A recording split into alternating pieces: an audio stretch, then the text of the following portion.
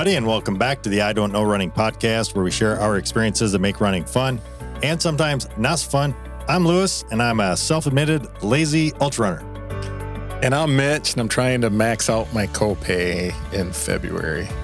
You doing it all in 1 month? Pretty close. Pretty close. I mean, you have the whole year to do that. This is the year to get everything done, I think. You are going to be the bionic Mitch in 2026. There's some fake parts in my foot right now. Oh, man, that picture did not look good.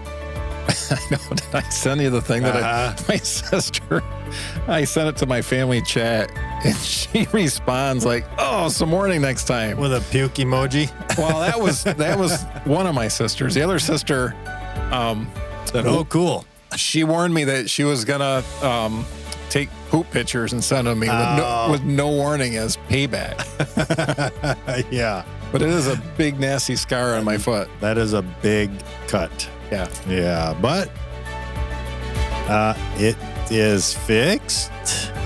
Ish. It's just a recovery. It's in the process. Sitting around for the last almost 3 weeks. It's getting old.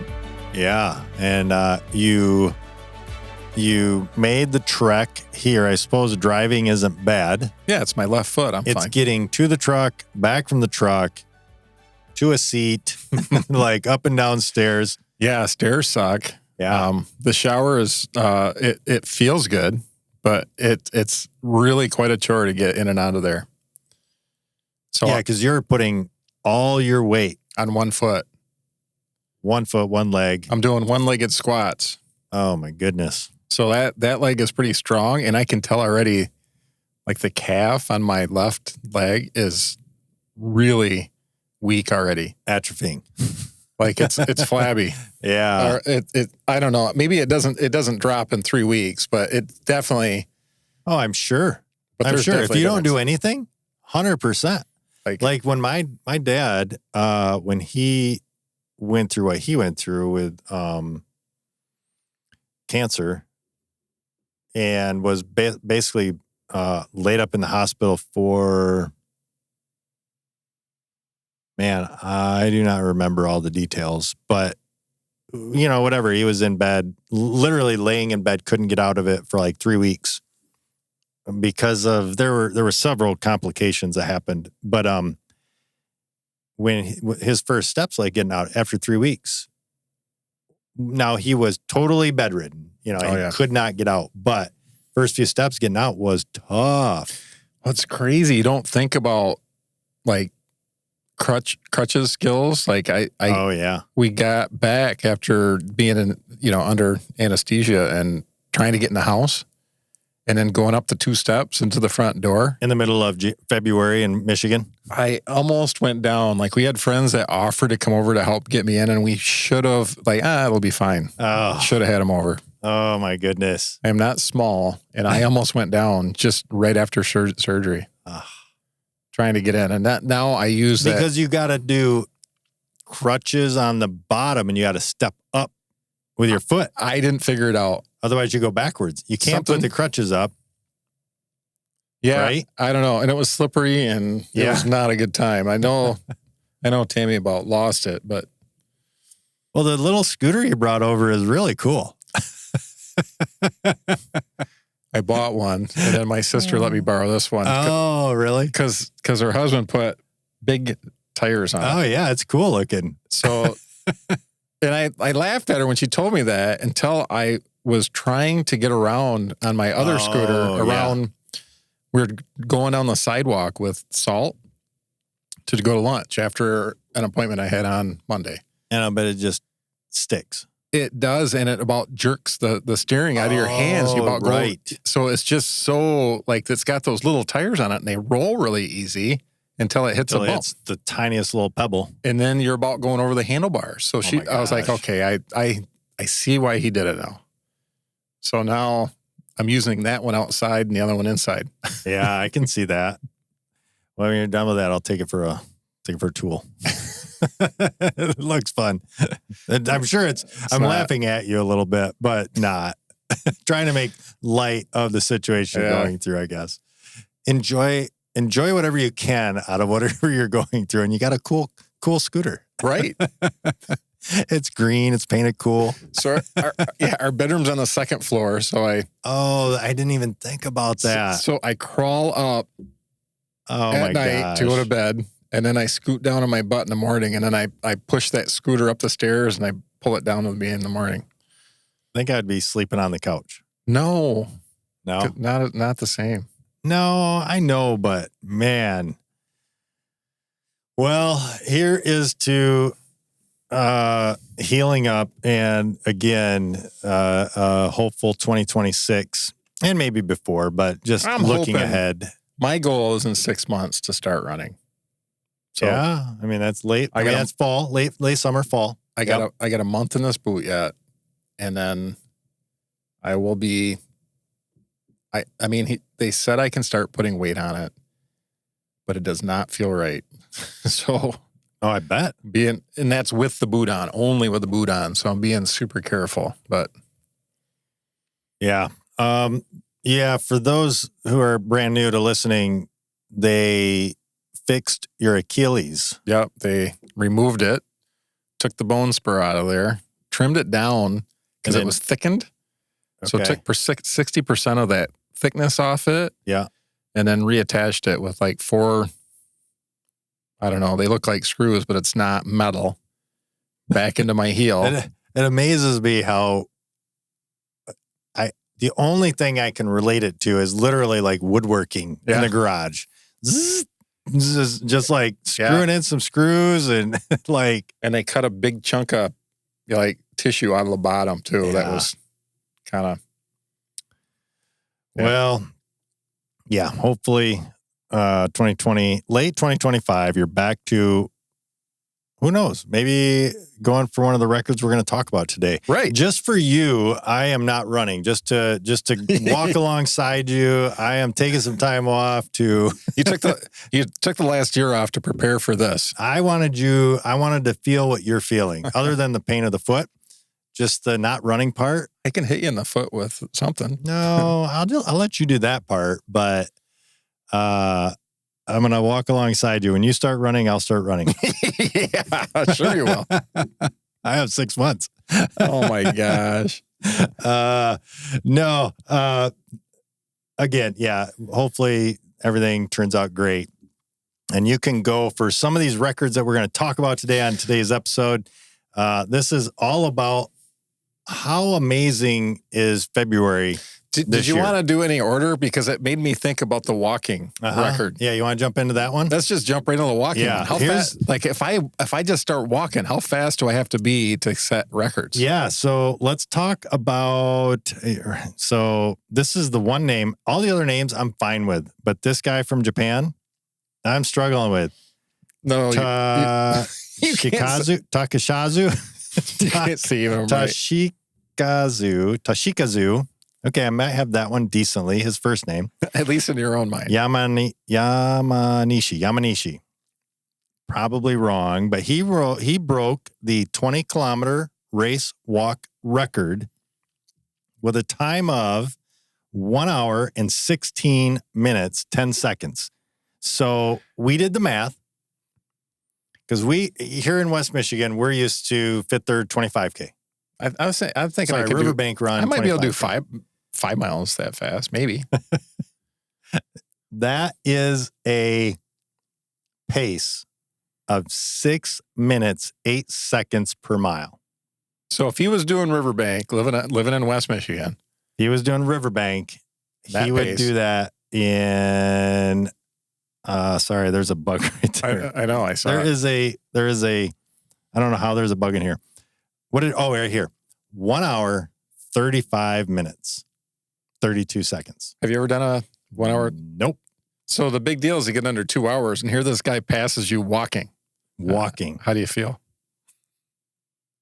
Good for him. It might be a little deflating. Here he comes. Because walking, you got to be clear.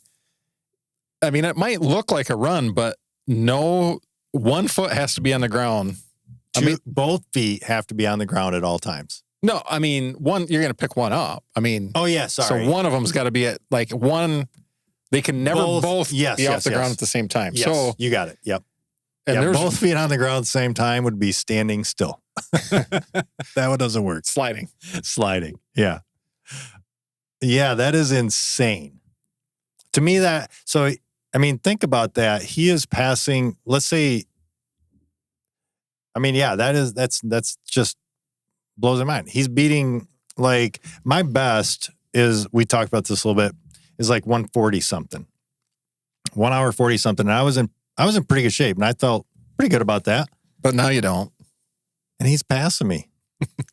Like, if he gives me a 5-minute lead. I want to know how many listeners have done a walking race. That would be interesting to me, because it's not a huge. No, it's not huge. Nicole and I do have some friends. I mean, you can walk a 5K, but usually if you're walking a 5K, it's more a leisurely family, like take the family and do the family walk thing. But I'm saying competitively, like Nicole and I have friends. The wife is a competitive walking, a walk racer. I don't know what you call it, a walker. And she's fast. She was on the brink of Olympic qualification. But it was not so she's I'll say a little too old, but you know what I'm saying? We're on the front edge where that was not quite an Olympic sport yet. And she's in the ultra distance. So she's like 50K. She does 50K, that kind of a thing. Yeah, that would transfer really nicely actually to that. Yeah. Because you walk a lot of hills. Yeah. So we do know somebody. I think she's the only one we know. How do they, I got to wonder how do they track it the whole time? Because she has talked about that. They will do that in a smaller area where they have judges. So like a lot of their racing has to be done in large mall parking lots where they can have somebody literally view the field the entire time. So, like on a track, I'd fall asleep. Like, I know. What? She ran?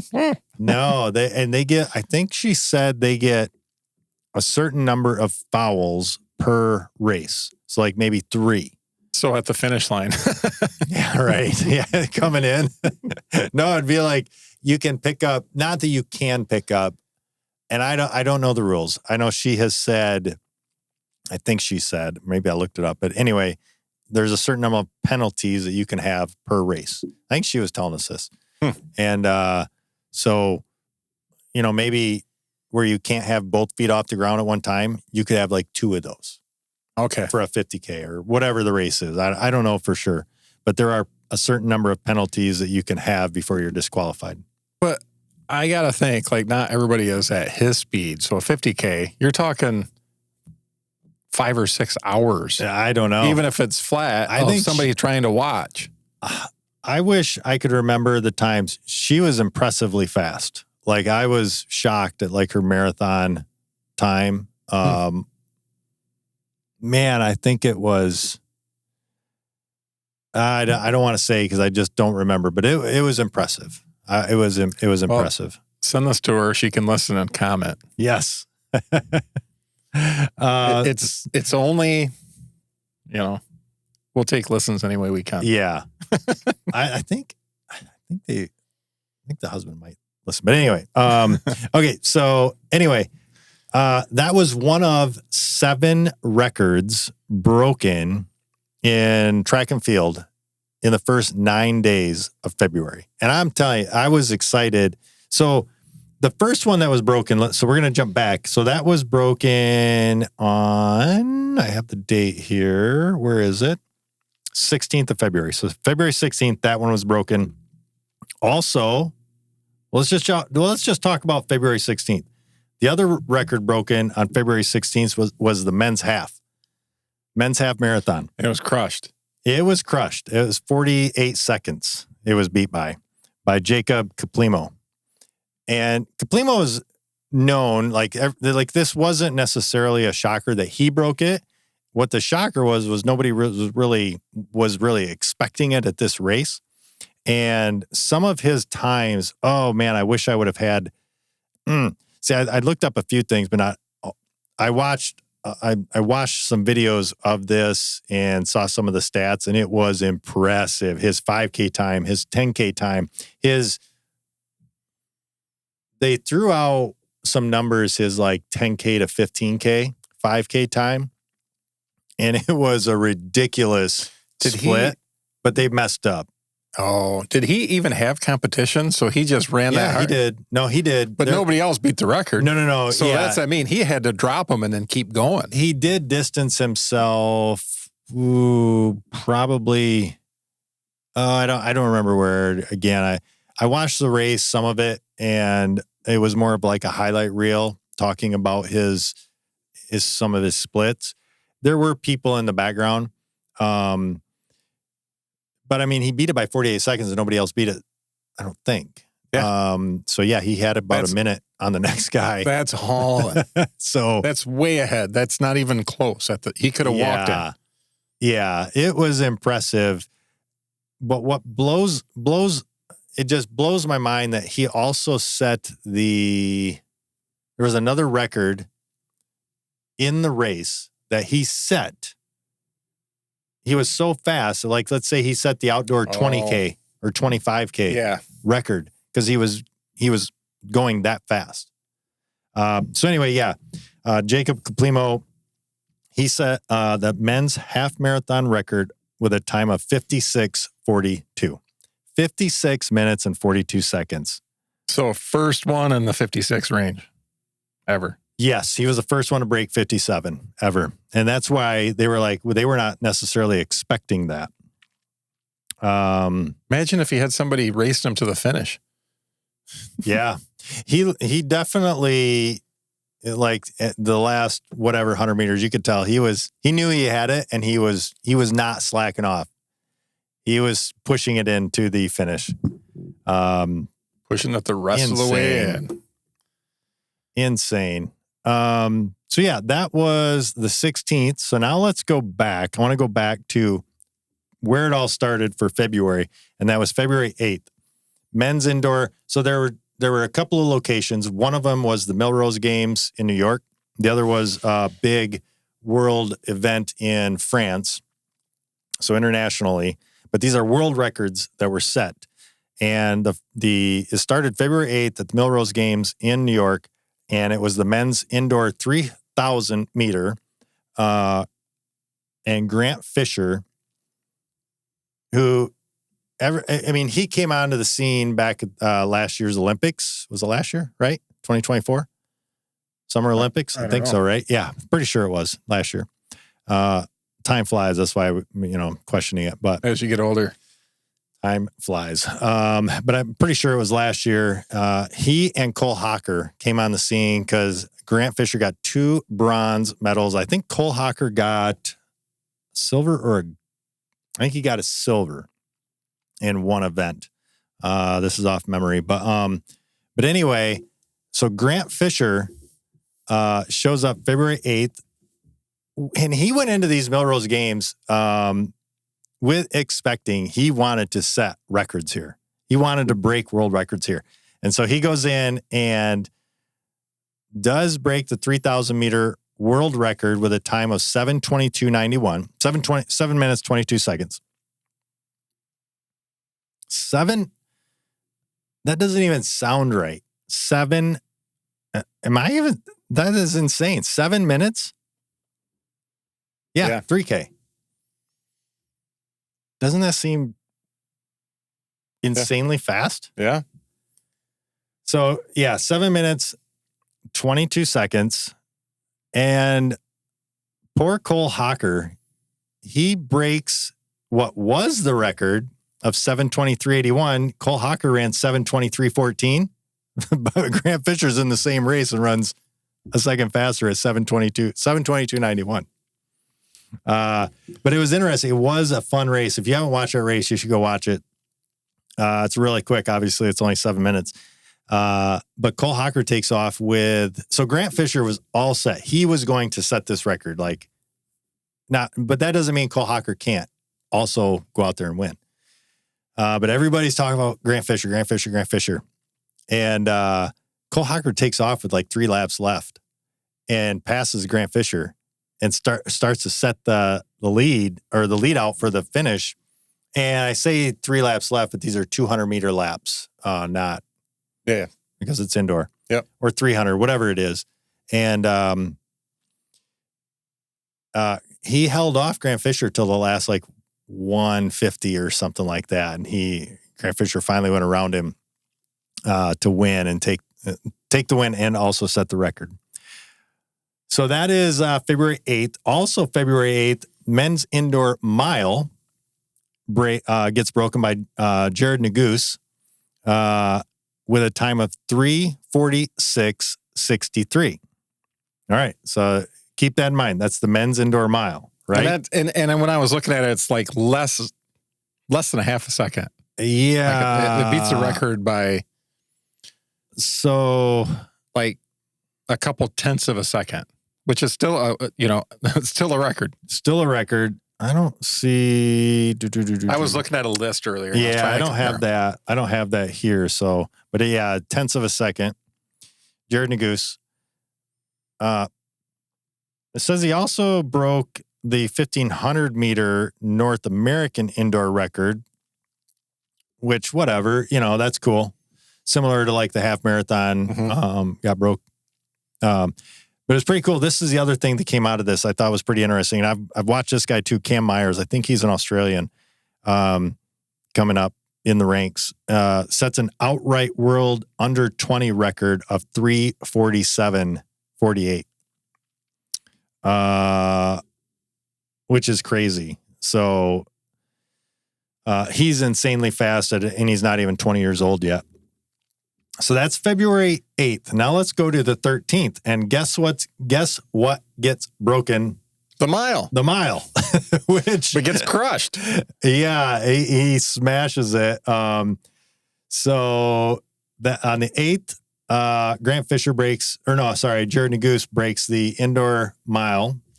13th, men's indoor mile. Jacob Ingebrigtsen breaks the record, which Jared Ingebrigtsen I've been watching for the last couple of years because of the Olympics last year. But that dude is fast, and he's a gamer out there. You watch him, he's going for the win proper and going for a record proper every single time.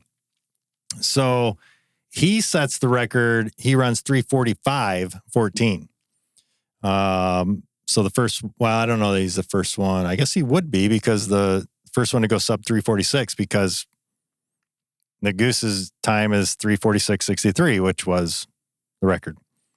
And then also men's indoor, also on the 15th, Jacob Ingebrigtsen breaks the 1,500 meter record. I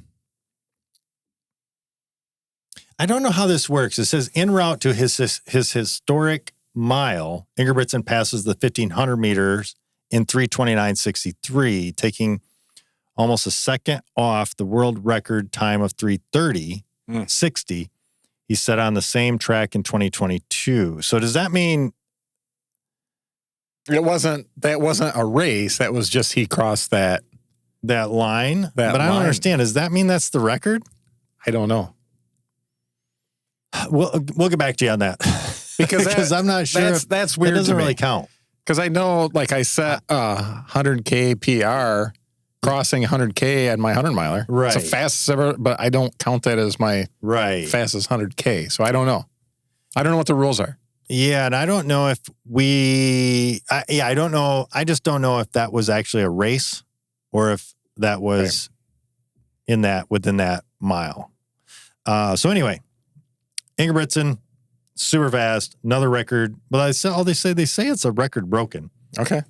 So, and then we go to February 14th, and Grant Fisher again in the 5,000 meter. So this is the 5K now.